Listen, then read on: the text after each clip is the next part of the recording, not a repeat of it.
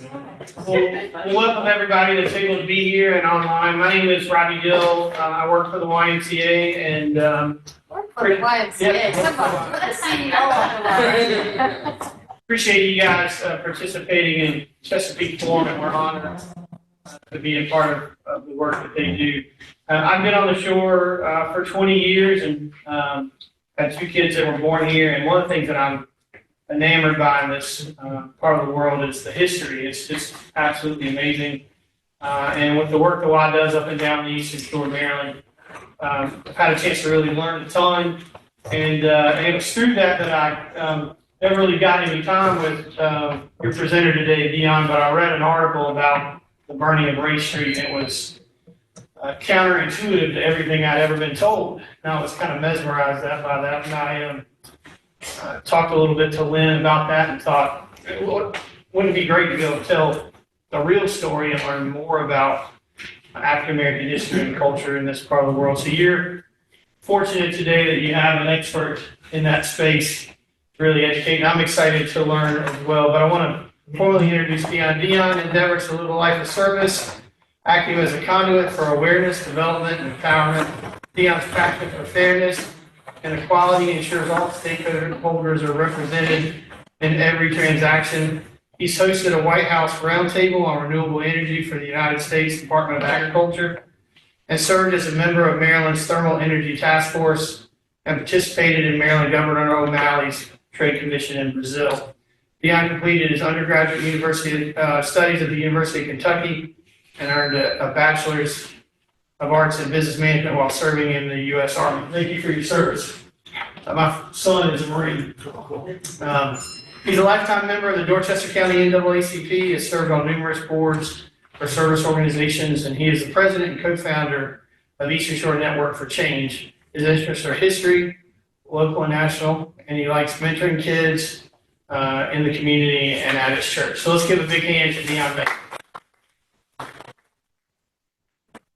Good afternoon, everybody. Thanks again for joining us today. I love to talk about history and Cambridge history, so it is an absolute honor to be here with you today. On the left-hand side, slide the button forward. Right there. Got it. All right, so to give you guys a little bit of an overview. So I'm born and raised here in Cambridge, Maryland. I am a local. As a lot of people say, there's not a whole lot of stuff here to do. So by the time I was in the 11th grade, I knew I had to get away from here. I just didn't know how. And my parents were kind of strict, so I was either home or in church 6 days a week, and I was like, this is going to change when you get control of your life. So I had a cousin who took a test at the Army Center that used to be downtown on Ray Street. Anyone here remembers that? And I went in to take the test with him because he was a little nervous. So he passed the test and got a son in MOS. And they said, hey, Banks, come back in here. We want to talk to you. It's okay, cool. It was like, we need you to retake the test. I was like, dude, I didn't fail. I'm not even going to the Army. What you talking about, right? So they made me take the test again there. Then they sent me to Baltimore to retake the test. I scored relatively high, and they asked me did I want to join into an officer cadet program, which is a green to gold program. And I got accepted into that, and I ended up studying through the Army at the University of Kentucky. I did 2 years in Germany and 2 years at the University of Kentucky, while also doing an 8-month stint in Desert Storm. So that's how I got away from my mom and dad. So 2 days after I graduated, I literally left 2 days after my graduation, and that started my journey. We're going to talk about understanding the civil rights history in our community, an event called Reflections on Time, what we learned and next steps. So by trade, I'm the Vice President of Marketing and Public Relations for a renewable energy company. I've been there now for 3 years. I used to be the Director of Renewable Energy at Cambridge International, Maryland Wire Belts for 20 years here in Cambridge. So I always tell people, identify your why. What's the why? And I apply that to everything I do, and we'll go through this about what I did with my why here. So this is my closest friend, Keisha Petticola. She's an attorney here in Easton. And we got together and we founded Eastern Shore Network for Change in 2012. So this was a very interesting year for us. So as you guys know, Mayor Victoria Jackson Stanley was the first female, first African-American mayor for the city of Cambridge. She won her first election in 2008. So they pulled me in for her campaign in 2012. We knew it was going to be a bit tumultuous. I had a relative running that I wasn't supporting, so you know how that goes here in Cambridge. So it took a lot of work for us to make sure we came out on top. So Keisha and I met with a lot of constituents all throughout the city. We want to hear about what you're experiencing, what you're going through, what you want to change, what about the history. And almost every person fought a race and had a different story. Almost every single person. And they were either bitter and angry, or they were just in a point of frustration because they felt like what happened then was impacting our current situation in terms of economics, jobs, because they felt like it put a black eye on the city of Cambridge. That year I also was accepted into Leadership Maryland. So you guys know Leadership Maryland, they pick 52 people every year out of a couple of thousand, and I was a lucky one of those 52. So while helping to run our campaign and going through Leadership Maryland, understanding all of the issues that plague us in Maryland, while also focusing on understanding the issues in Cambridge, Maryland, Keisha and I had a lot of just balls bouncing in our head. So we ended up coming up with our nonprofit, and we are literally committed to being a partner to any and every organization in the city of Cambridge who wants to impact our community for the better. And we make sure that we have a seat at every single table to make sure that all decisions are equitable and fair.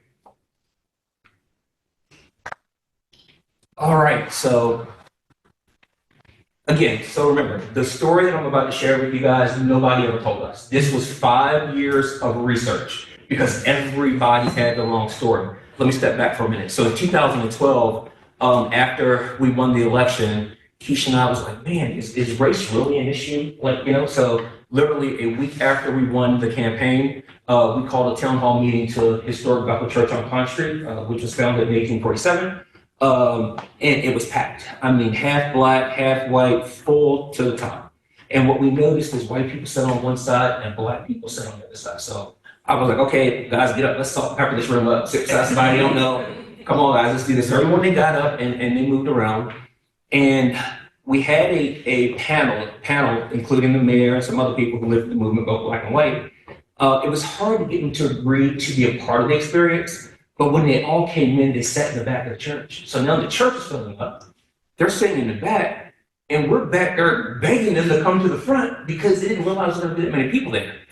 So in 15 minutes, Keisha and I was like, holy crap, race is definitely an issue here. It's really an issue. So now, so why is it an issue? Why is race an issue today? And why does everybody use the fire as their marker in time and history for Cambridge, right?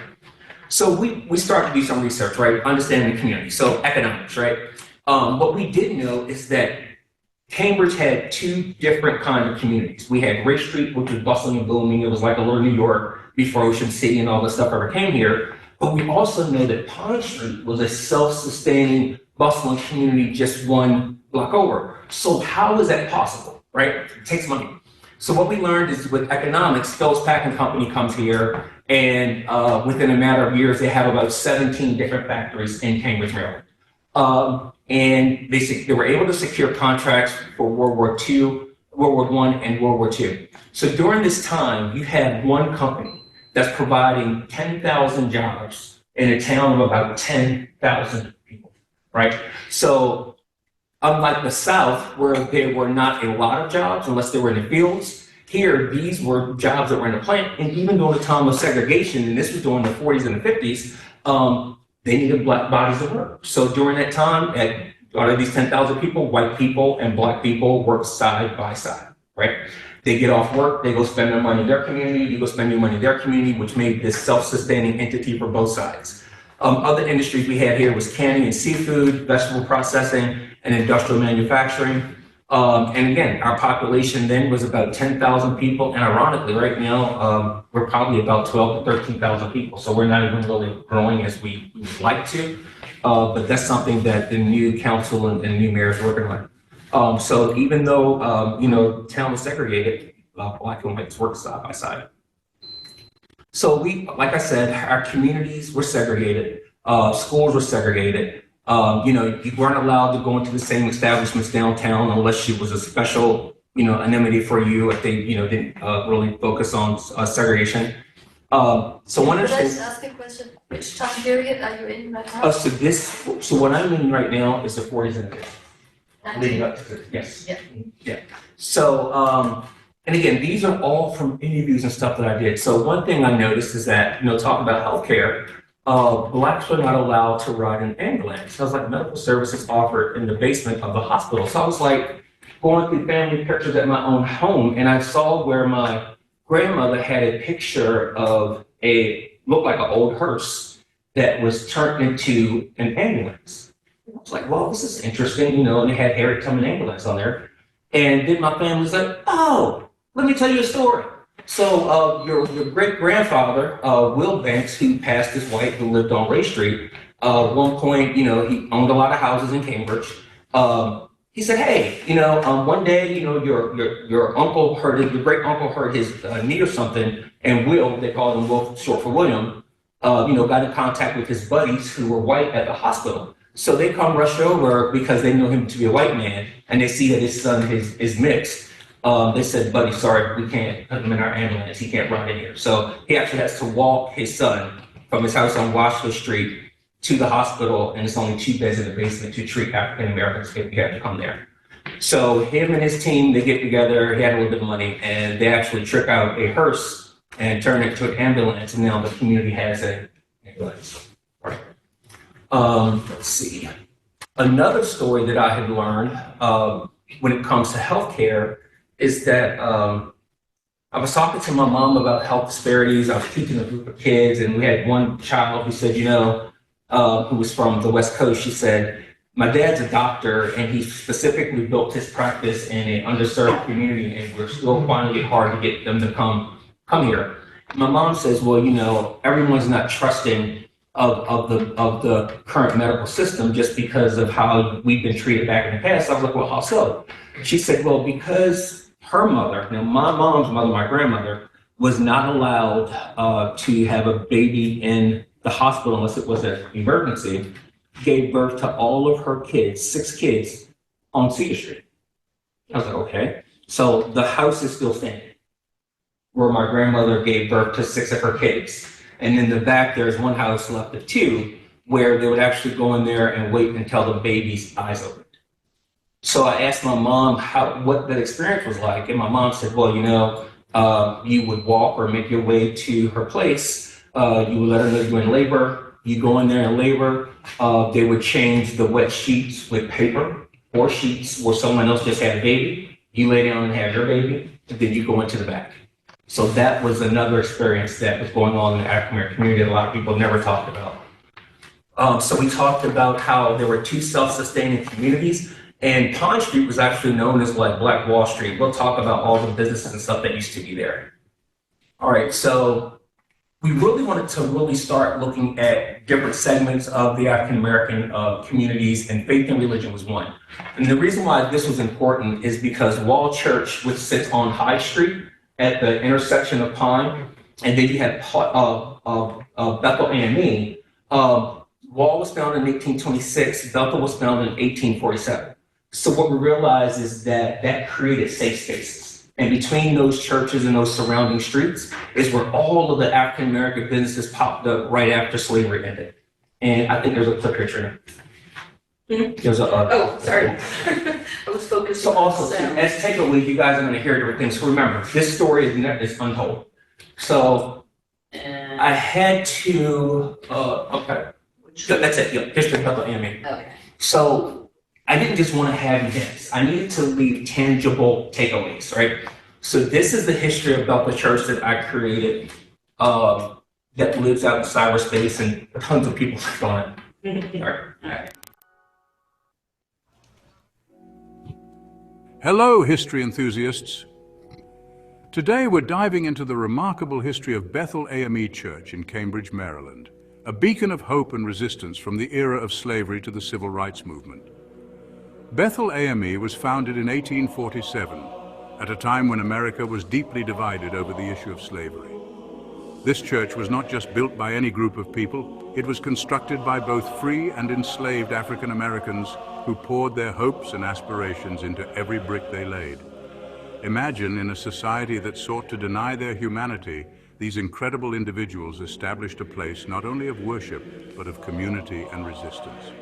Now let's fast forward to the 1960s, a pivotal era in American history. Bethel AME was no longer just a church, it became a home base for the Cambridge Civil Rights Movement. This movement was notably led by Gloria Richardson, a name that resonates with power and courage. Richardson steered the movement with such tenacity and fearlessness that she became known as the Lady General of Civil Rights. Under her leadership, Cambridge witnessed a series of protests and negotiations that were crucial in the fight for equality and justice. The walls of Bethel AME have absorbed speeches that stirred souls and witnessed gatherings that united a community against oppression. It stood as a testament to the enduring spirit of those who, despite facing unimaginable adversities, continued to fight for their rights. The legacy of Bethel AME is not just in the bricks that stand in Cambridge, but in the ongoing story of struggle and resilience that it represents. For historians and civil rights enthusiasts, it's a vivid reminder of the power of community and the relentless pursuit of justice. Thank you for joining me in uncovering the legacy of Bethel AME.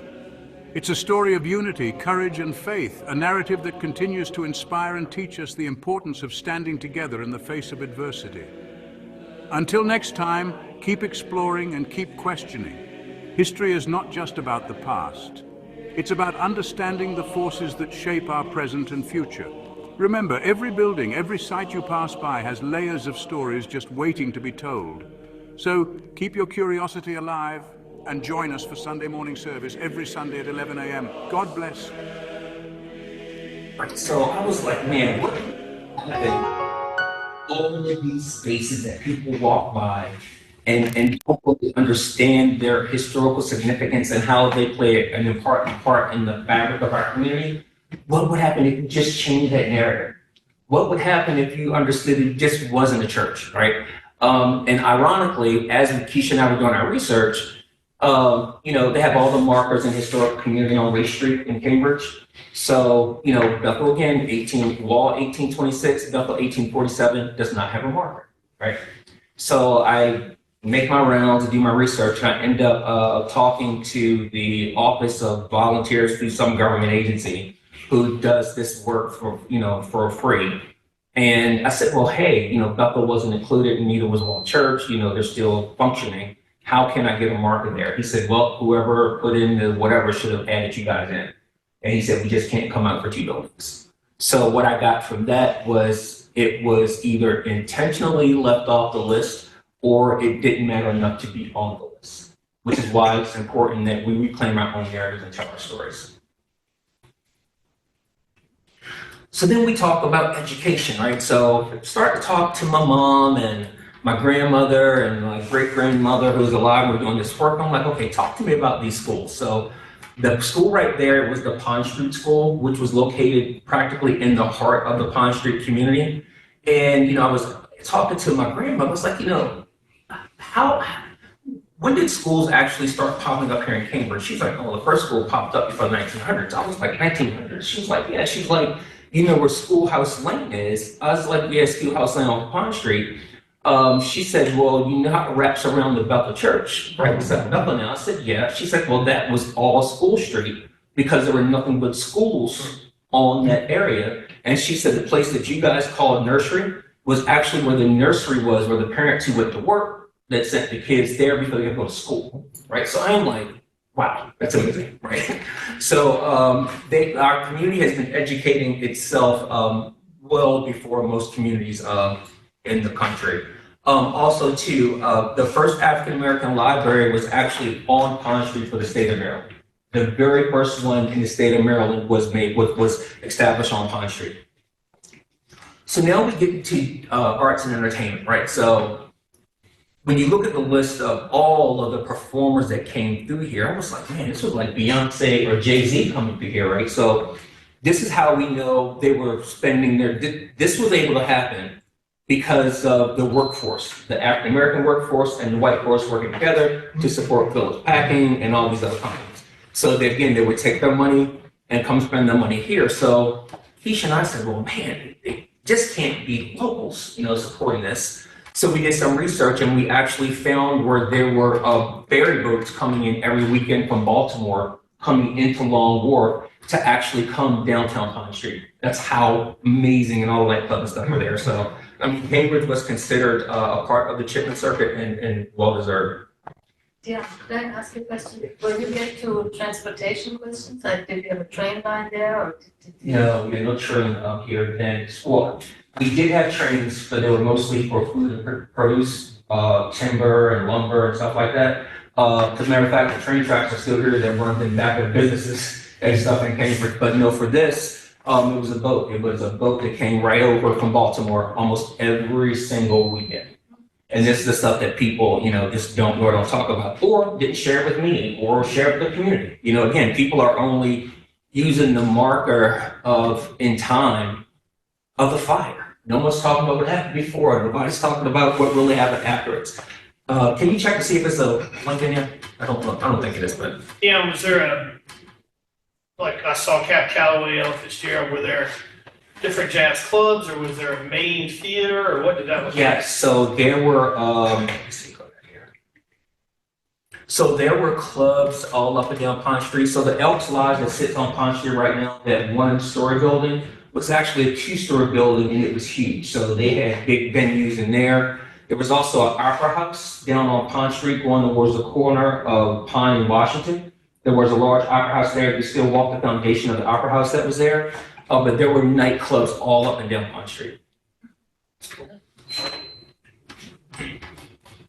So this just gives you an idea of the businesses. So I actually worked on these markers that are now on Pine Street with Natalie Chabot years ago.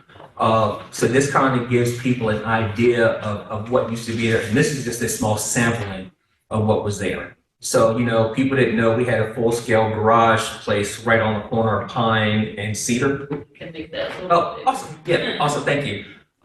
Grocery stores. There was a lady, believe it or not, who was blind, who was the local photographer who took amazing pictures. Literally, I'm not joking. They talk a lot about her. Dentist. This is the only pharmacy that was on the shore that was located on Pine Street for African Americans. There was nothing you couldn't get here that you could not get on Ray Street. Absolutely nothing. Cobblers, you name it, it was all here available to the African American community. Right, awesome. So there is a video in this one. So what happens is, Phillips got fat and happy on those contracts. They didn't diversify. So when the war ended, they had to start scaling back their businesses, and that leads to people losing jobs. And there was a movement to protect the white job versus the black job. That's the right one, breaking the mold. Yes. So again, guys, again, these are takeaways. These are things that me and Keisha produced because we needed to make sure that we were telling these stories on larger platforms, right? Reflections on Pine honors the 50th anniversary of civil unrest in Cambridge, Maryland. I'm Verlisha Taylor, and this is episode Breaking the Mold.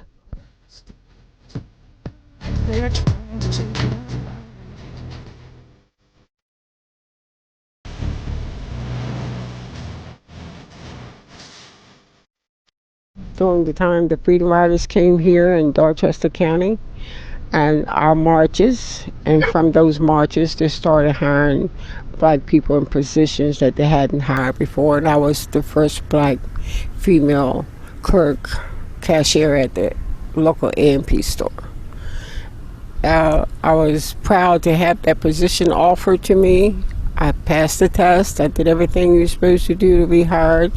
I had a good reputation in what they were looking for. The thing about getting there was that the other workers didn't want me there. The other cashiers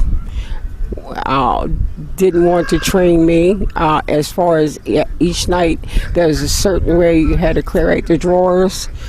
The manager told me once, and after that some other persons were supposed to show me.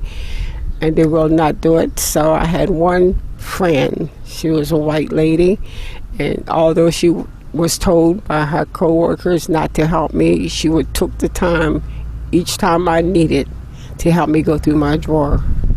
And what really scared me during those times were they were nasty. They didn't want me around them. They were giving me a hard time, but she would treat me nice. She treated me nice. She treated me different than the rest did. And she was friendly. Although I could tell they were giving her a hard time. You're not listening to us. You're not doing what we told you to do. I didn't know at that time they were trying to make me quit. And when I found out that she was going to be off on vacation, and I thought, I better go ahead and quit. It's nobody's going to take time if I have a problem. I had a problem with black people that came in the line. Some that didn't want me there, thought they should have the job. And one teacher would come, and she never taught me. I knew her. She was at the elementary school I went to. But when she would give me her money, she would hold her change back and count and wait to draw attention that maybe I couldn't count. I never forgot that either. The person that started all, a white guy that ran a store that black people patronized, and he was the most prejudiced and the one that led the hatred against me. But because of him and through the years, I've never forgot who it was. I saw him many times since then, and he doesn't recognize me either. I've seen him in the store not too long ago. He doesn't recognize, but he was the most nastiest, prejudiced person that I had come in contact.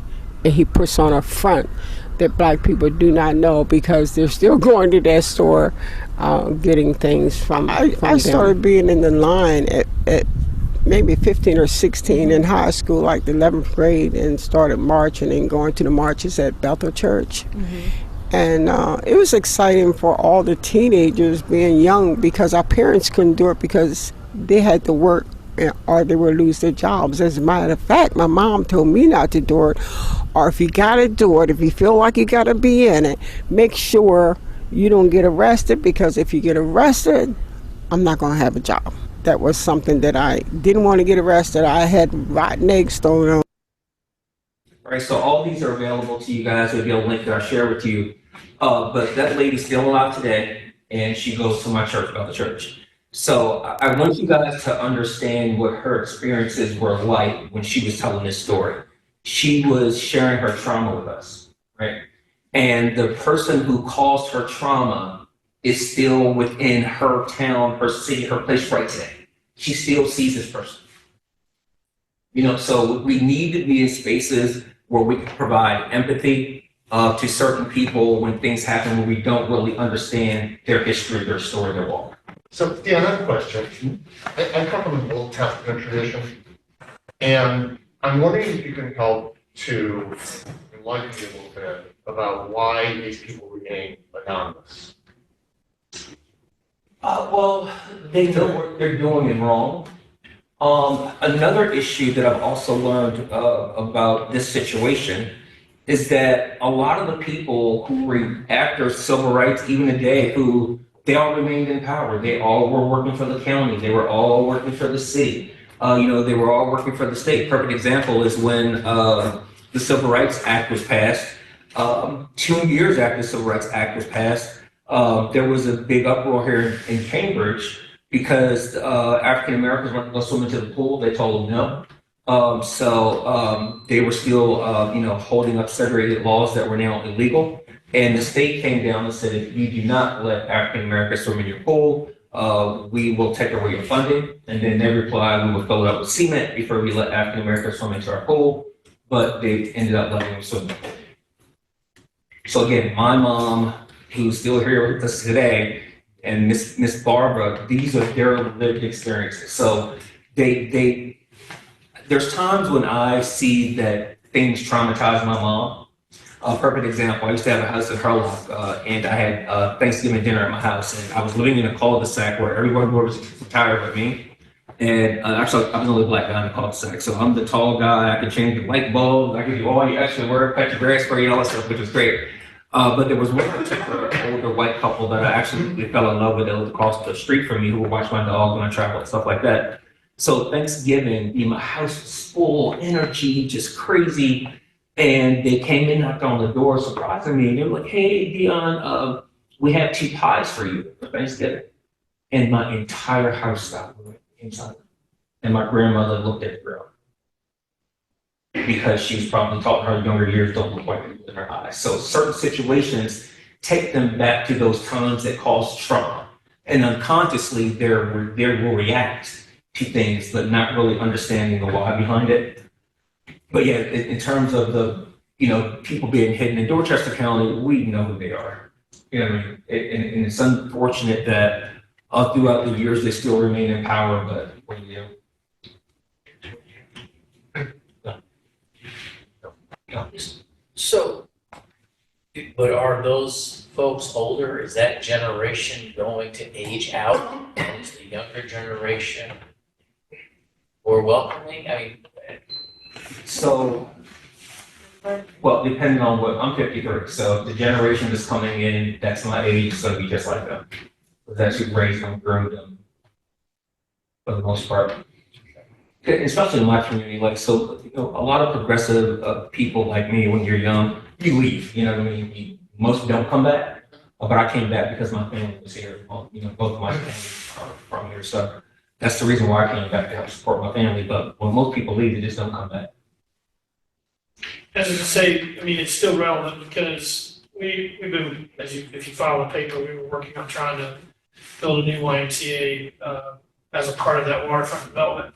And we had a meeting with the town administrator and the planning director at the time, and the planning director said, if you build that Y on the waterfront, it'll attract people that'll scare away people that we need to buy condominiums and townhomes and eat restaurants. And I said, are you saying black people? And he said, it goes without saying. So it's like, that's the one thing that I've noticed working in that community is race is a huge issue, but no one wants to talk about it, especially if you're white. You definitely don't want to talk about it in that community because it's not, they would tell you it's not a problem. It's still as prevalent and a problem in that community as anywhere I've ever seen.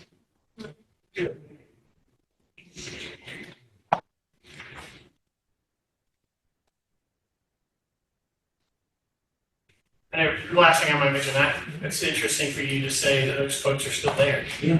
That's part of it. Yeah. Sorry, I just clicked the wrong thing. No worries.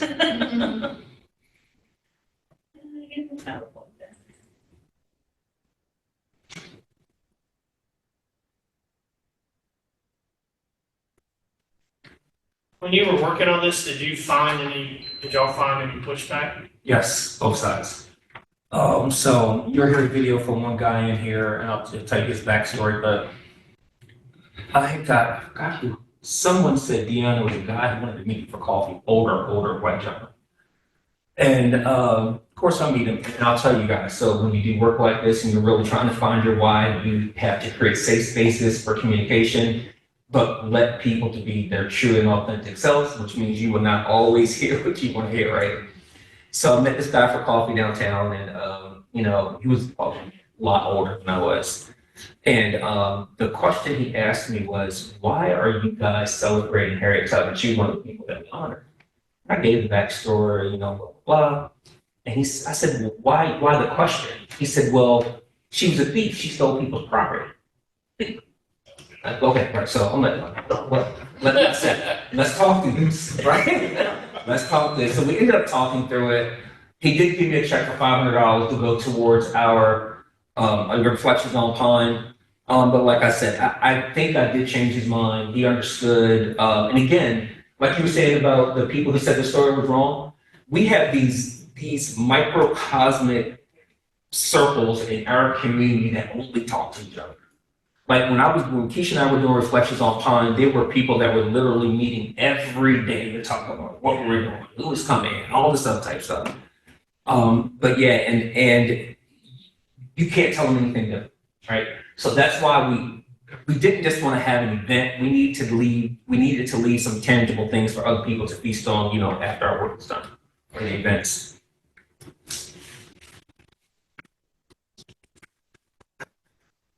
All right, so now we're going to talk about Gloria a little bit and understanding the movement. So for the most of the country, the largest group that were leading the movement was Student Nonviolent Action Committee.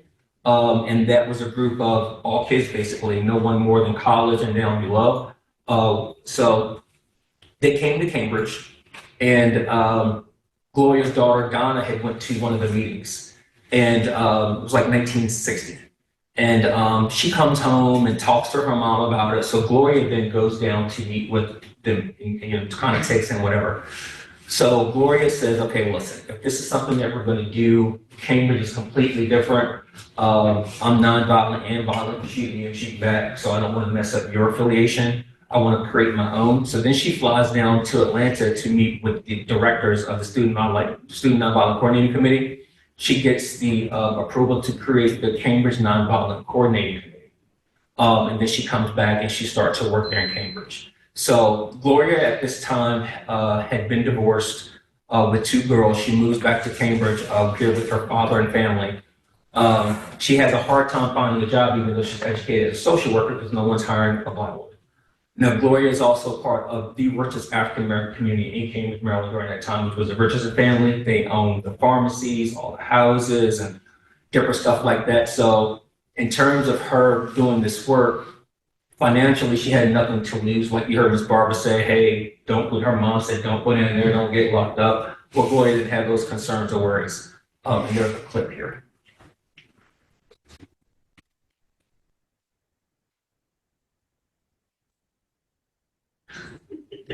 Sorry, this is getting all of this stuff in here.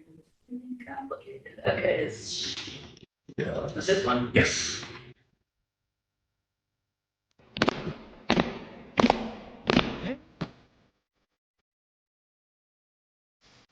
Born Gloria St. Clair Hayes in Baltimore, Maryland on May 22nd, 1922, she moved to Cambridge, Maryland in 1931 with her parents. She gained an appreciation for politics from her grandfather, who was the first African-American city councilman in Cambridge. In the fall of 1938, she attended Howard University, where she studied sociology. During her college years, Gloria participated in demonstrations against racial discrimination. After graduating, she returned to Cambridge, where she married Harry Richardson.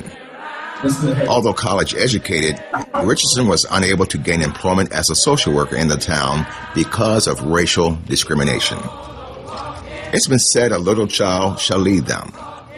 Motivated by her daughter Donna's participation with the Student Nonviolent Coordinating Committee, known as SNCC, Richardson agreed to lead the Cambridge Nonviolent Action Committee, known as CNAC. This fearless leader applied some of her grandfather's philosophies and techniques to the organization, believing it is the responsibility of Blacks to give back to their communities. She created a network of officers and board members with the residents of the Second Ward. In 1962, Gloria Richardson led a civil rights movement unlike any movement during that era.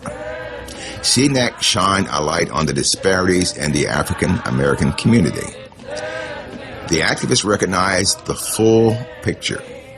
It was more than racial segregation that separated African Americans from the larger white community. She understood inhabitable housing, employment discrimination, and poor health care were the source of frustration in the African American community. Her vision and tenacity inspired and motivated young people in the Second Ward to march and protest for equality. Taking criticism from both sides, they wouldn't back down or be turned away. The CNAC refused to accommodate federal and local officials by suspending protests in exchange for their pledge to amend the town. Richardson's resilience and determination helped forge relationships with the important people who helped facilitate change that was desperately needed. After 9 hours, Richardson negotiated an agreement with the federal government unlike any movement before. In the past, the Kennedy administration was able to settle unrest with the promise of change. The Treaty of Cambridge was different. The agreement met most of the demands made by CNAC to help end segregation, housing, and unemployment issues. The agreement went beyond promises and proposals. It committed the federal government to promoting racial reform on a larger scale than ever before. The reform was the beginning of a change in the community. It brought a sense of normalcy back to the town. And CNAC kept up their end of the agreement and ceased demonstrations. Richardson resigned from CNAC during the summer of 1964. We honor and celebrate the courageous leadership and commitment of Gloria Richardson Dandridge during the civil rights movement of the 1960s. During a time of racial segregation, Gloria became one of the strongest advocates for economic rights as well as desegregation. Eastern Shore Network for Change and our strategic partners for Reflections on Pine, the City of Cambridge, Dorchester County, and the state of Maryland is proud to join in honoring Gloria Richardson Dandridge for her contributions in the fight to achieve racial equality during a defining era of our nation's struggle for civil rights for all. Ain't gonna let nobody do it, touch me right. No, I wanted to hear the song. Oh, I'm sorry. It's okay. Is that Greg Meekins? Yes, that's voice ever, right? So look, I had to recruit him to do the voiceovers. Yeah, so yes. Question, did they also have support from the NAACP? No. Was So there a reason? Gloria, she would always say that NAACP was good for two things: their breakfast banquet and their national ball, whatever they had. She was not a fan of it at all. I mean, she was not a fan. So, no real support from them Could you at all. elaborate on it? Why would that be? Why would be? Well, That's so critical of them. well, because so even if you look at the Cambridge movement versus the movement that was led by Martin, it was still different. So, Martin was, he wanted to desegregate restaurants and all those different types of things. Gloria did a poll and asked people, what do you want? What do you want in this town? And I will help you fight to get what you want, what you did. The NAACP was just caught in the crossroads from Martin's movement. And that movement, you had, oh my God, what's her name? Oh, goodness, it'll come to me. Down deep south, she was going through some stuff. You had James Baldwin, you had Malcolm X. So there were a lot of different things polling in different areas. Then you had the Black Panther Party that popped up with the free breakfast. So it was just a whole lot of things happening during that time, and the NAACP was definitely absent from this one, including the local NAACP. So Gloria did all of this work in 3.5 years. So in the entire movement of the entire country, Cambridge had the longest occupation of the National Guard, being 18 months in Cambridge, Maryland. Cambridge was also the only movement in the country that was actually able to make an agreement with the federal government. And as soon as that agreement got done, they were in Cambridge breaking ground for home housing. And she was just absolutely phenomenal and amazing. So again, we always use her as a motivator because, if she can do all of that in 3.5 years, what can we do, right? So another story that Gloria shared with us is that, she understood that they needed to get on television because once your story gets in people's homes and it's video and stuff like that, they'll be more prone to help you financially, support you, fight with you. So she said, hey, if I want to get on TV, let's get Martin out here. So she called Martin's team in 1961 and says, hey, we got a lot of stuff going on down here. Do you want to come down here and meet with us, give a positive rally or something like that? The guy said, well, it's going to take 2 years and it's going to cost you $3,000. So Gloria said, I don't have 2 years and I don't have $3,000. So we get on TV. We're on the Times magazine. We're on the Life magazine. Gloria's everywhere, Jet magazine. They just are everywhere. And Martin's team called and says, hey, we're on our way. Gloria said, for what? And they said, we're coming down. She's like, no, you're not coming down here. So the few choice words, and she just hangs up on whoever it was. She said, they called her back and says, well, listen, we see what you guys got going on there. We're going to come down. We're not that far away. She said, if you come down here, I'm going to meet you at the bridge and turn you away. And the reason why she did that is because she knew that our movement was different than theirs, and that they came down here, it would have overshadowed everything that we're doing. So she was very, very, very strategic and militant. All right, so the movement after Gloria, it's the March on Washington, the Civil Rights Act of 1964, the Voting Rights Act, the need for federal housing, which Gloria's already addressed in our community because by that time we had like several apartment buildings built in Cambridge. There's signs of segregation. Signs of segregation potential is still high, and Pond Street still continues to be an economic hub. So even during a time when Phillips went through that period of time where they started laying off a lot of African Americans, and unemployment in the African American community went up to high 70%. Because it was strategically to lay them off first before they lay off white people. Pond Street still boomed and bustled because people were coming down from everywhere still to hang out and party. So this is this is the night that everybody marks what happened in Cambridge and blah, blah, blah. That's why Cambridge is this, that, and the third. So 1967 was a long, hot summer across the country, right? So there were fires everywhere that were related to race relations. So on July 23rd, H. Rap Brown comes to Cambridge and he gives a speech. And he's actually standing on a corner of Pine Street and Cedar Street. And he gives an old cliche speech, ends with, "This town don't come around, burn it down." He said everywhere he went, blah, blah, blah. So during the speech, an officer's gun goes off by accident. It ricochets and hits him on the side of his head. Things break, things go haywire, things go crazy, and tear gas is going on and everybody disperses. So later that night, a fire is started. No one knows who started the fire. Well, I do now, but the fire gets started, and this fire is actually started here at this school, which is the beloved elementary school on Pine Street. It wasn't really being used then, but it was a school that like everybody had went through during their time of education. So once the fire started at the school, it was a windy night. It jumped to a building. What's the location right now of where that school was? The Empowerment Center. Right across the street from the house.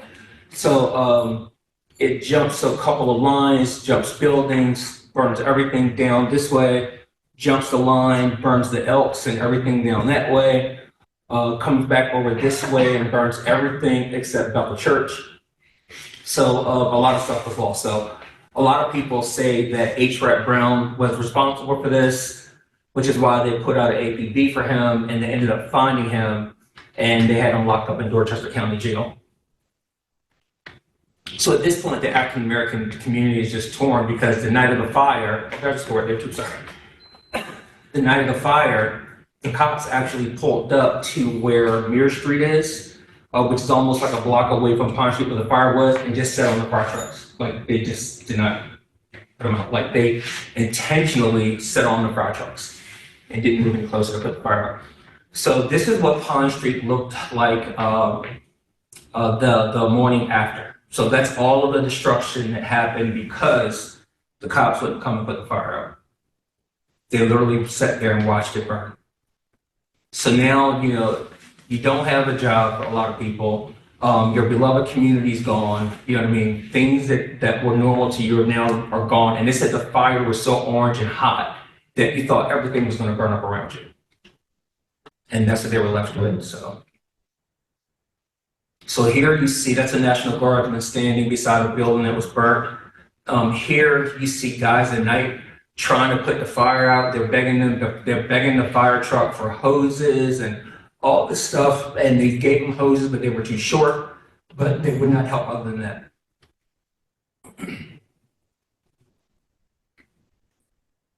Another picture of what Pine Street looked like after the fire.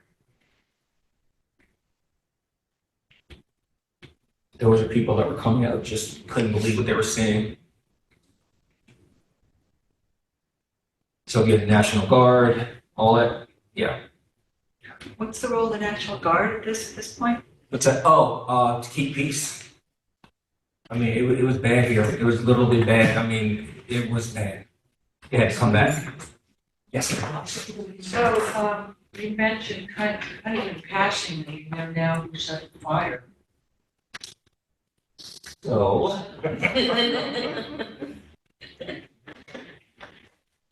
I won't say who it was, but I'll say what happened. So, Oh, come on. Is it known? no.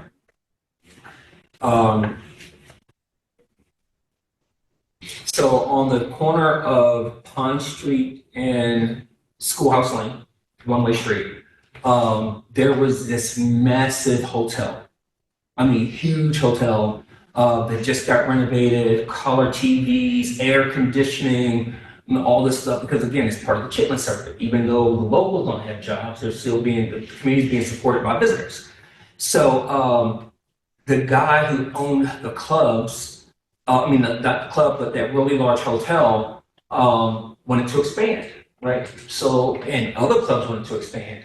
And the only property on the street that you could expand to at that point, because there were so many businesses like that, was where the school was.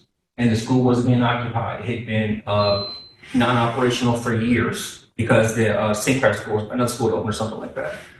So someone set the fire to the school thinking it would just burn down the school, but it actually took out the other parts of the community. The guy who owned the hotel, he actually committed suicide because we think that he had gotten money from like cartel or something like that to fund it because he didn't have insurance on the building. And he wrote Gloria a note and said, this had nothing to do with the movement before he shot himself.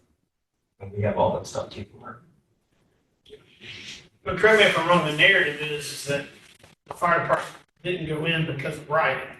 It wasn't a riot. Well, okay, so that is the narrative. But remember, it started with A-Trap Brown when he was standing on top of the car. The gun ricocheted and strikes him. That was like 9 or 10 o'clock. So there's a book called Civil on Race Street by Dr. Peter Lee. He's super awesome guy, good friend. He literally does, he breaks this down minute by minute. Everything that you saw with A-Trap Brown was over way before 11 o'clock. The fire didn't start until like 4 or 5 o'clock. Have you heard his speech? So, A-Trap Brown. yes. Yep. Yes, ma'am. I'm gonna be the naive one here. I don't know who A-Trap Brown is. So A-Trap Brown's was,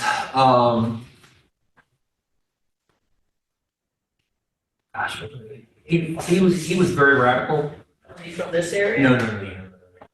He was someone else who had a more aggressive take into how do you get your equality. Sarah, That was Los Angeles or something. yeah. So I was trying to figure out who he was affiliated with before he went rogue. Black Panther. What's it? Yeah, maybe so. Yeah, but he went rogue real quick. So. Yeah. All right. So again. Just to go back over that little story there. So someone who owns a hotel, or some property owners decide they want this property, let's burn that down. It's a windy night. It's hours and hours after this kind of thing gone on with A-Trap Brown. What's happened in the meantime? Nothing. It's quiet. Oh, so this is a problem. The riot. It was never the riot. There was no It riot. was never the riot. Yeah. It wasn't a riot when this. Yeah.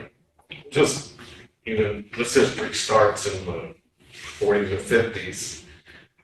I just wonder what the legacy of lynchings and slavery has. I mean, I think it's driving a lot of, because the memories of the people that were alive today had seen lynchings. I mean, a lot at the time of that riot. I just wonder how big was it unemployment? Was it, what were they driving for? Equality, yeah, but I think there was a lot of anger and a lot of mistreatment that's not a part of this story yet. Yeah, so this was 1967, so it was after the Civil Rights Act and Voters Act. So, there had been progress. Our issue was just, we were struggling economically at that point. So I don't think, this is what I know. The Black community said it was the white community's fault because they didn't put out the fire. Then the white community says it was the Black people's fault because they didn't feel safe in your community, which is why we didn't put out the fire in that moment. But in terms of what you just said, we try to interview so many people to get their personal understanding and really understand what their trauma was and what type of trauma was actually passed down to them to generation. And some we got recorded, some we didn't. But I'll tell you, just people are just walking around with a lot of hurt.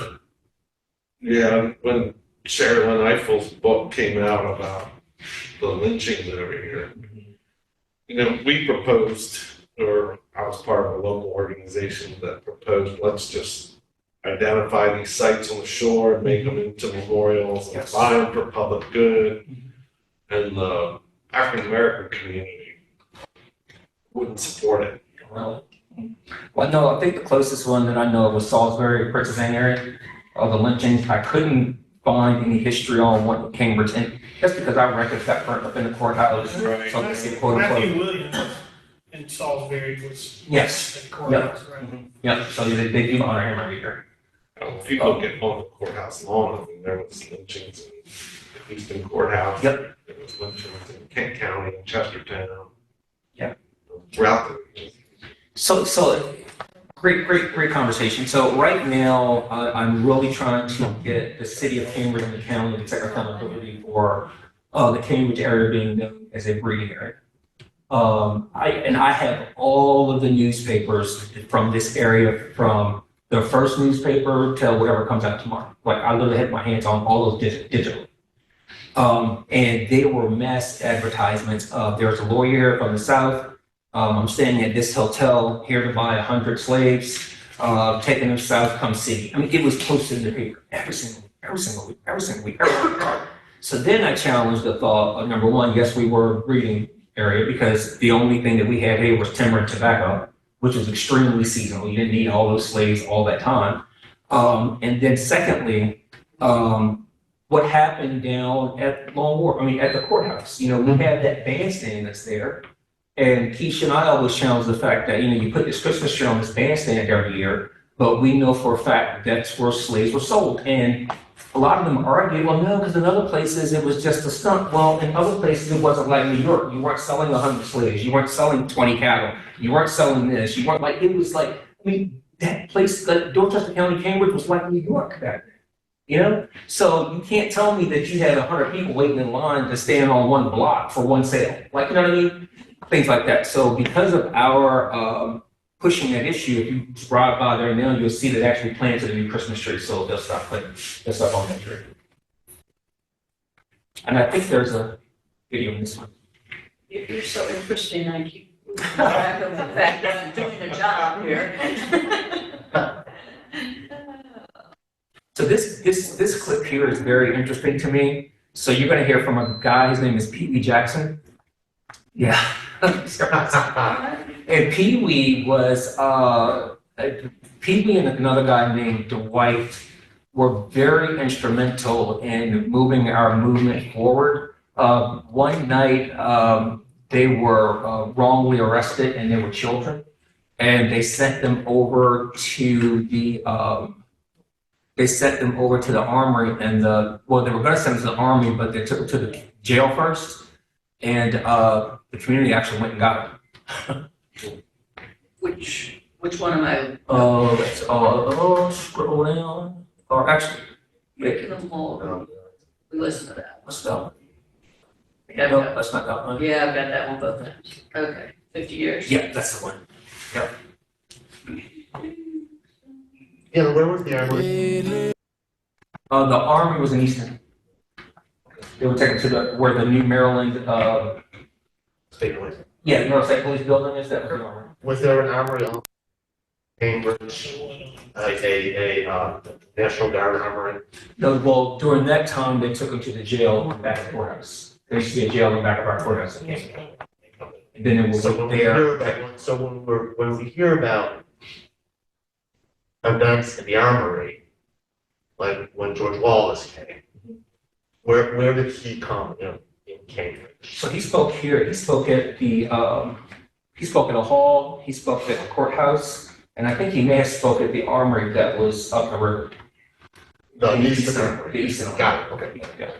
But he Sometimes said, when you say here, it's not clear if it's east. oh my God, I'm in Easton, I'm sorry. I'm in Cambridge. So could you say that? Yes, so yes, here, the armory here, yes, sir. I've been losing sleep, dreaming about the things that we could be, but baby. Reflections on Pine honors the 50th anniversary of civil unrest in Cambridge, Maryland. I'm Relisha Taylor, and this is episode 50 Years, No Impact.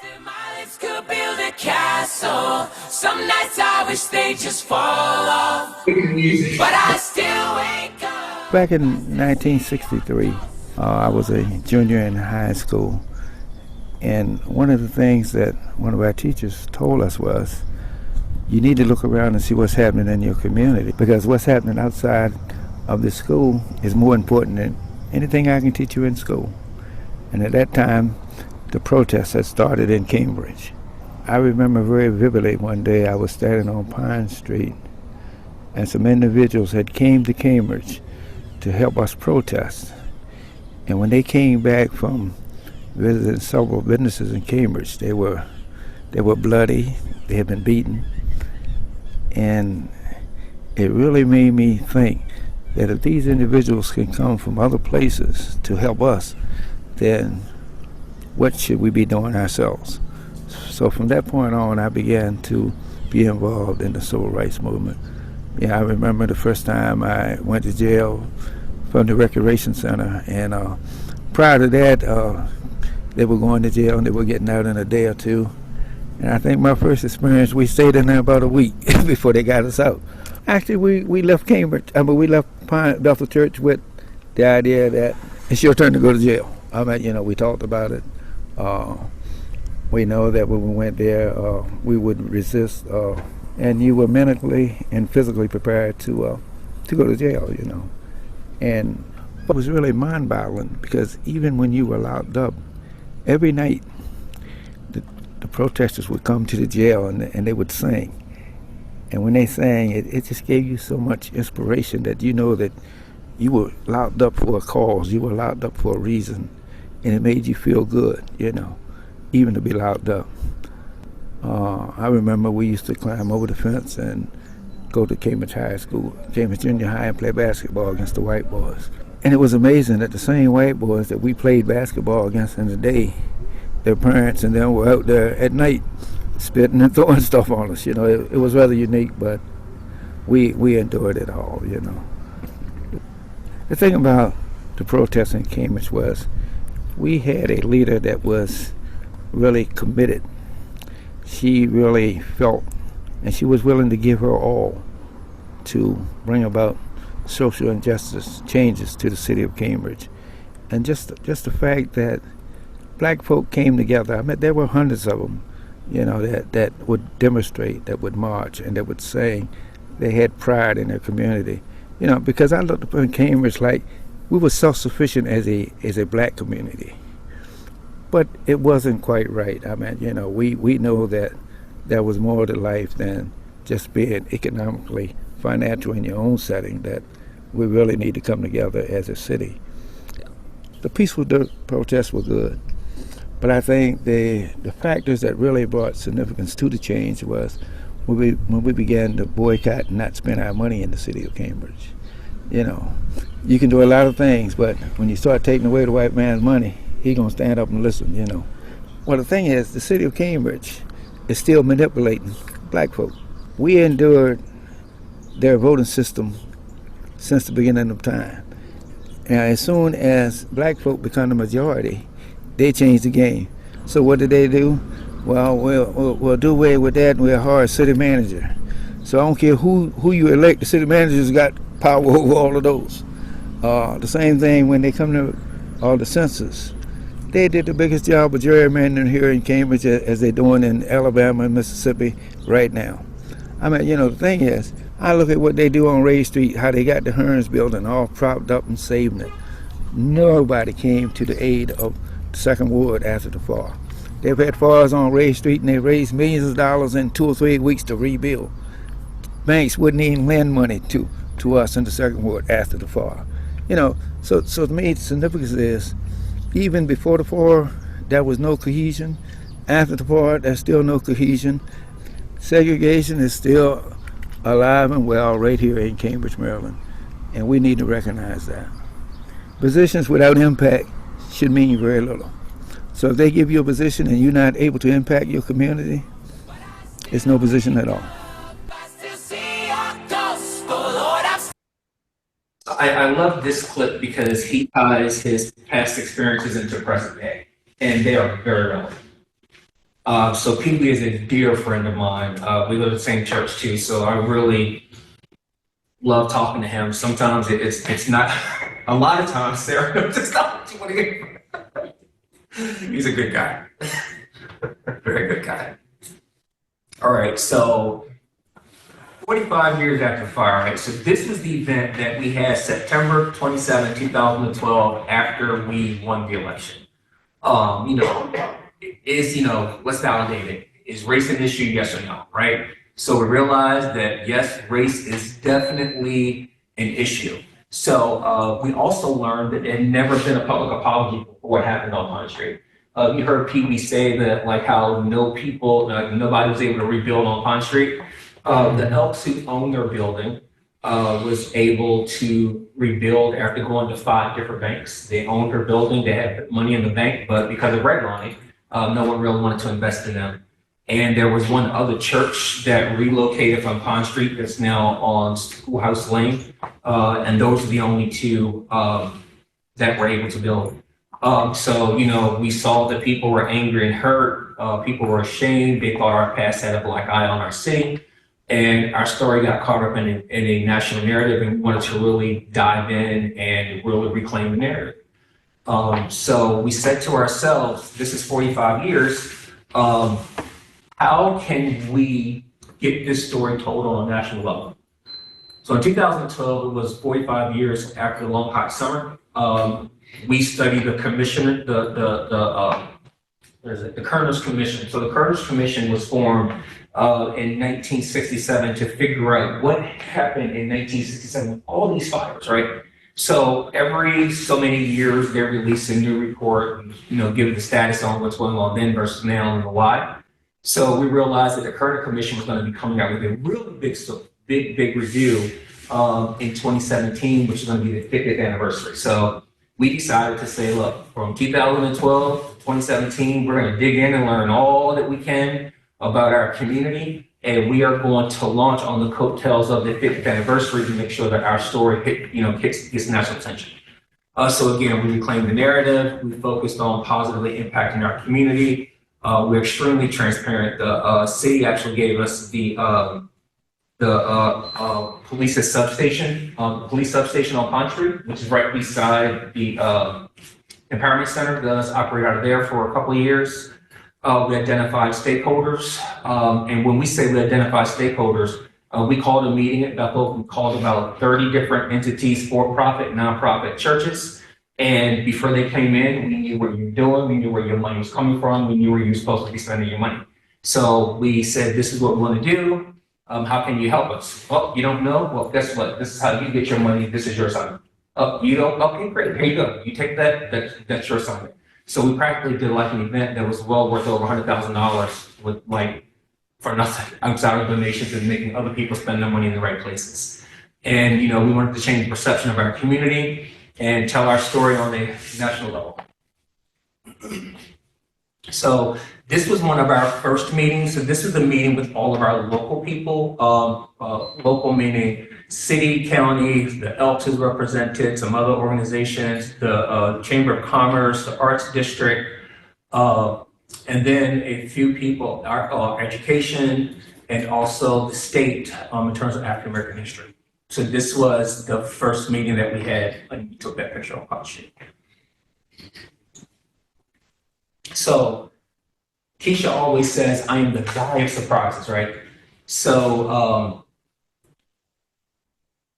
I was like, man, let's do something with the governor. Like we need our own, we need a platform to launch this event before the commission does their 50th anniversary thing. So we wanted to put something like that we could talk to whatever.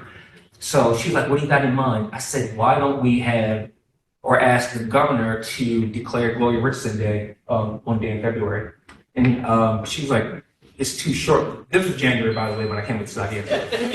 So she was like, well, just try. She's like, I don't want them to do it, but you go ahead and try it. So I reached out to my cousin who was part of the commission at the time. And I said, listen, we need to make this happen really, really quick. I want to get Gloria Richardson Day declared in February. So they reached back out to him. He called me, he says, Dion, look, we tried. In order for you to get a day declared for yourself, you must be dead in the state of Maryland. I said, he's the governor. What are you talking about? What did that change? Just paperwork, get back to him. And lo and behold, Gloria Richardson Day was February 11th in the state of Maryland. And that was our launching point for Reflections on Pine at Bethel Church.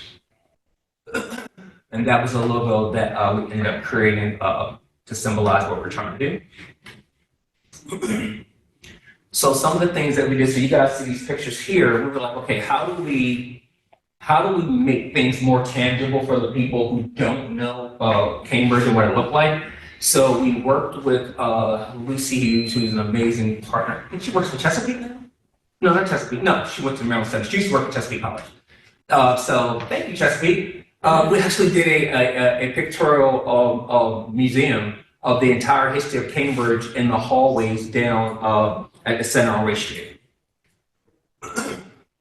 So then on the 20th, we actually had Gloria Richardson come down here, and we had to keep changing the size of the conference hall because it kept growing. So we actually spent 2 hours with Gloria telling all of the stories about what happened during the movement. We also really want to come from a factual approach. So we brought Dr. Levy here, who is an amazing guy personally, but his story in that book is freaking awesome. So he broke down minute by minute what happened when H.R. Brown was here. So when the cops were there with the fire trucks. And then Mr. David Nicky Henry, who authored 2 pictorial books up on Pine Street that really shows you the essence of what it was like back in the day. And then everyone's seen this mural, I'm sure. So this was part of our work in 20s, Reflections on Pine. Again, we're all about leaving tangible takeaways. We want to continue to we want the story to tell itself after the event. So we work with Michael Rosado and the county to get this commission. And the interesting thing about this, as soon as this building went up in Cambridge, people were trying to buy the building to take a picture. We had to get extra security because we were scared people were going to pan all over it. So, but thank God it's still there. The owners are okay with the picture being there. So it kind of tells the story of our community. This is a gala dinner that we had Friday where we honored Harriet Tubman, Gloria Richardson, Fred Jackson, who was the mayor's father, and Mayor Victoria Jackson Stanley at the time. While people were eating, we actually had this lady, Millicent Spark, who's a nationally known Harriet Tubman impersonator. She actually came to the room just talking while people were eating, kind of like scared half and shocked half. I don't know. So then, okay, another one of my last minute projects. So we're probably about a minute out. I'm not a minute out, probably about 6 weeks out before the big event, 10 event, 4 days. And I said, Keisha, it would be really cool if we had a walking tour. She was like, I am going to shoot you in the head. Right? So I was like, don't worry about it, I'll take care of it. So we worked with some marketing people that were all loaned from us. And I came with the idea, they were like, well, are there enough stops and who would take it? And I was like, well, she just gave me marching orders, right? So I ended up writing the tour myself. Keisha found the money from Maryland Humanities to print it and get it organized.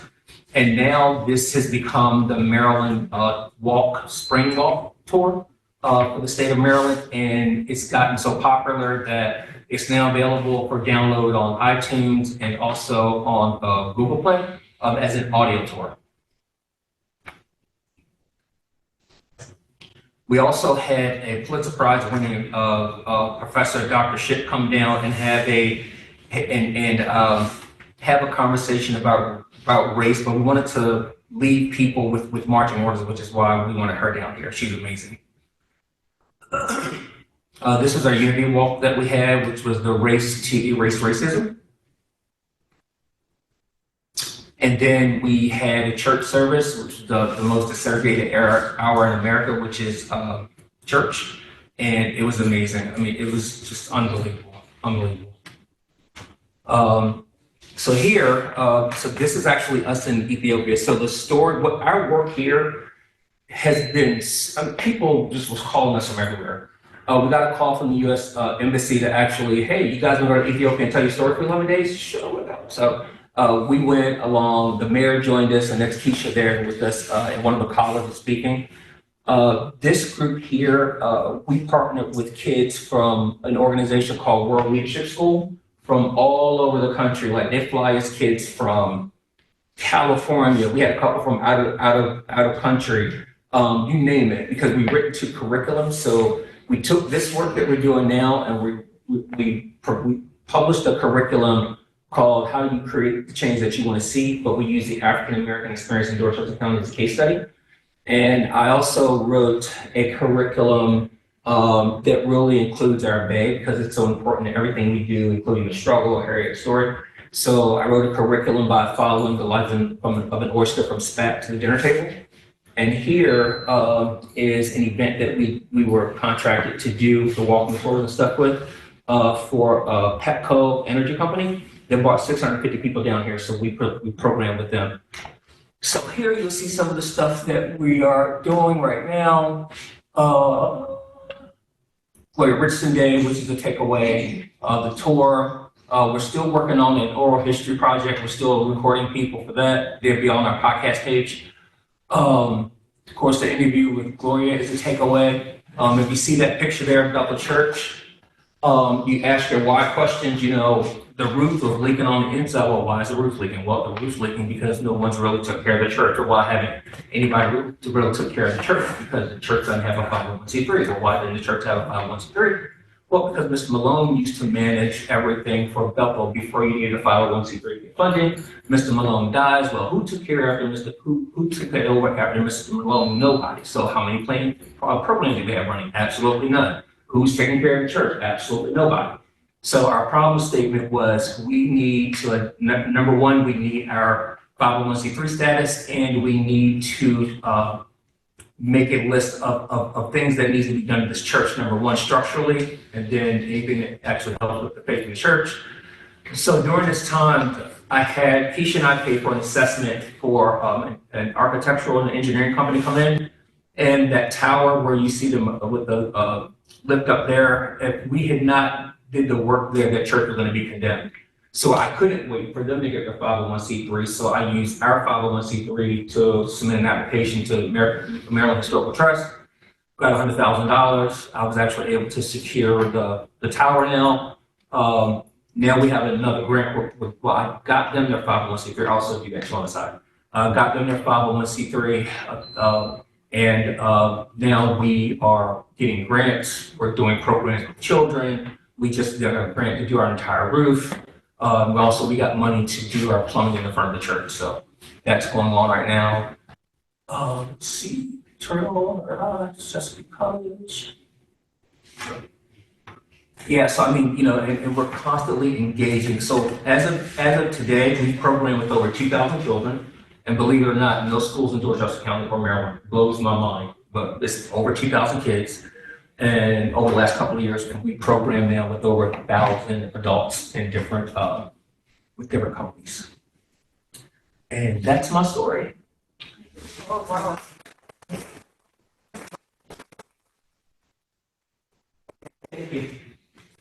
Questions, comments, feedback? Didn't say anything about Brown versus Board of Education. Second. You didn't say anything about Brown versus Board of Education. Well, we have our own unique set of problems in Dorchester. Yeah. Do you know where you're standing? I do not know where I'm standing. You're standing 500 feet from the last school to desegregate in Maryland and possibly the whole United States. I did not know that. Well, which school is that? Talbot County schools did not desegregate until 1968. Queen Anne schools did not desegregate until 1966. Wow. Now everybody's under the false perception that Brown versus Board of Education desegregated schools. It did not. What it did was you couldn't get federal funding. So Talbot County schools did not desegregate. They took no federal money. They took no state money. Queen Anne the same way. They desegregated in 66. Same thing that happened with the pool. So, Yeah. so I taught at Easton Middle School for 12 years. And I came down from Lock Raven, Palmer County. So we were desegregated. I wrestled, my partner was a black guy named Jim Harvey. We wrestled each other for like 3 years, okay? So I walk into the faculty dining room and I'm sitting there with 6 teachers, all African American. And I said, I can't believe that these schools didn't desegregate until 68. And I just wanted to fall on the floor. And they said, we didn't want it. President of the NAACP, Talbot County. Chairman of the English department. These are all well-known people in Talbot County. And I said, you're lying to me. You're lying to me. She said, no. And the other black teachers in the room were shaking their head. That's correct. Why didn't you want it? That's crazy. That's backward. And he said, because our children have been in very strict teaching environments. Moton was like an ROTC school. A lot of the black high schools in the Eastern Shore were very, very strict. Kids marched to and from classes. She says, our children need a quiet environment. And we told Norman Moore, who was the superintendent, that if you do this, our children all of a sudden are going to have all this freedom and they're going to go wild. And it was wild when I got there in 71. She said, they are going to go wild. I said, you have to be lying to me. You have to be blown up. She said, no. She said, they needed a quiet learning environment. And I thought she was nuts until I talked to the editor of Baltimore African American newspaper who lives in Cambridge. And I talked to the superintendent of the schools in Queen Anne's. And the dilemma that they had was they wanted to make the Easton High School, Queen Anne's High School, St. Michael's High School, Dorchester. They wanted to make the schools stricter so that the black children could be used to that environment, so they could be more successful. And they said, no, we can't take all that freedom away from the white kids because they're in an academic environment, like college or an academic environment. So I wanted to fall on the floor. I couldn't believe it until I talked to people that went to Moton High School.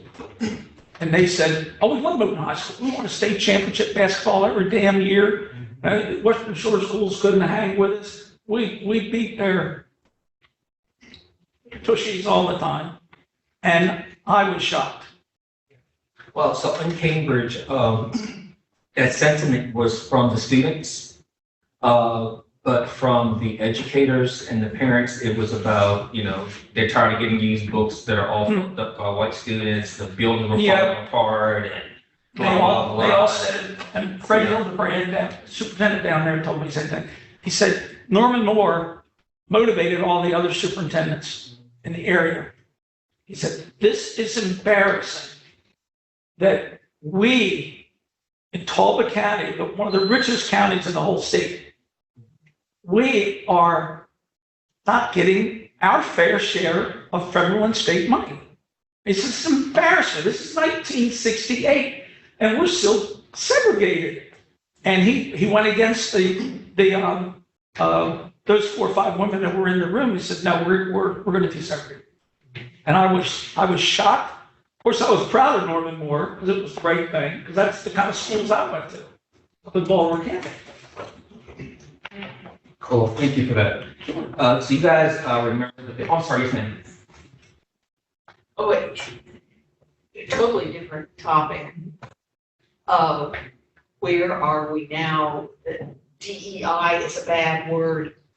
What are we doing now? We're doing this. We're taking control of our own narrative. Going to be working with Sarah with her work and what she's doing right now with the Democratic Dorchester County Democratic Party, working with them, because we just gotta remain more vigilant, more vigilant. We have to meet people where they are and not expect people to come to us.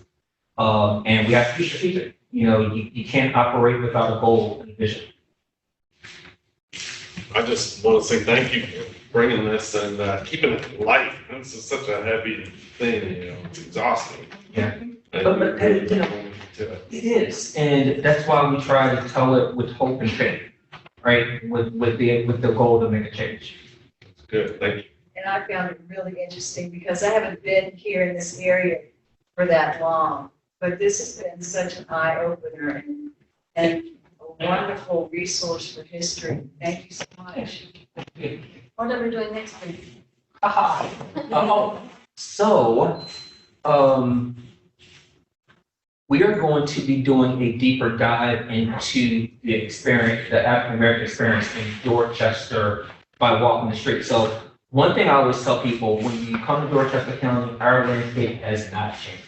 So when early settlers came into the Americas, they would sail into the ice on water, and the street would be named either First Street or High Street, right? So in Long Wharf, the name of the street is High Street. It's the first church, the first bank, the first post office, the first jail was back there. Yes, and the first bank. So everything is literally in those same exact spots. So when you're walking through Cambridge, you're literally walking in the footsteps of Harry Tubman, who did the first escape at the courthouse. You're also walking in the footsteps of the enslaved who had their first step in America coming up from Long Wharf. You're walking into steps of Richard Allen, who gave an amazing speech after working with President Monrovia, the Stephen Allen Benson family, heard on Pond Street, who then went to Long Wharf to say it loud, whose son became the second president of Liberia. So like, you're gonna be walking all these different people's footsteps. You know what I mean? So, yeah.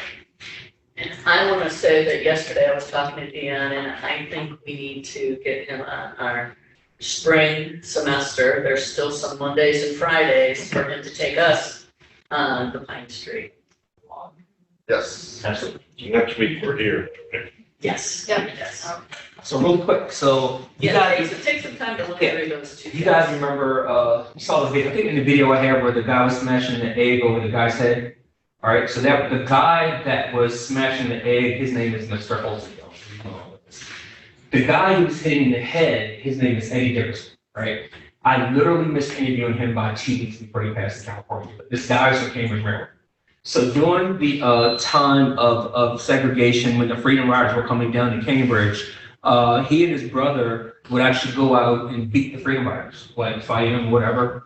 So one particular evening, him and his brothers beat these guys so bad that they actually went home and they were okay, but he had a second thought. So he got back to the truck that evening. He found out that the guys were in a church somewhere here in Easton.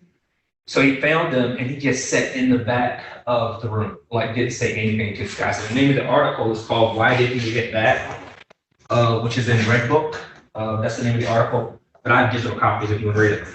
So he's like, "Hey guys, why didn't you hit me back?" And they told him, "We want the same thing that you want, no more, no less, blah, blah, blah."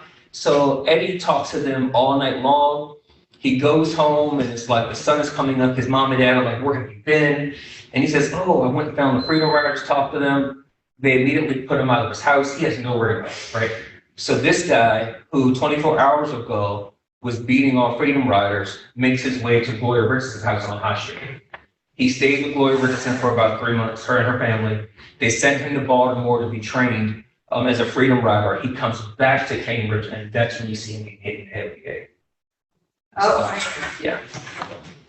Yeah, can I just add a little piece to that next story? Yeah.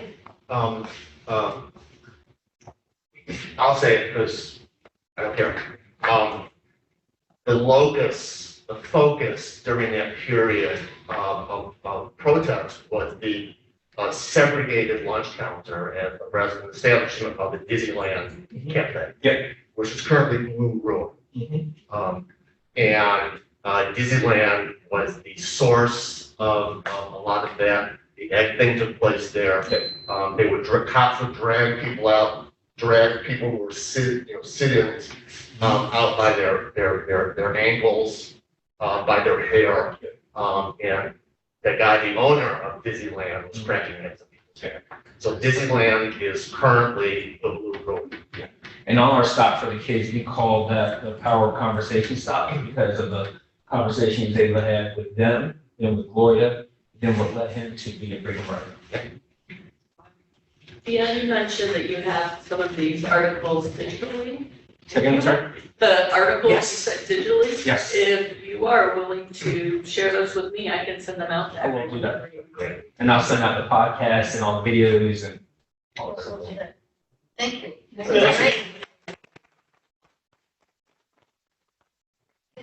Yes.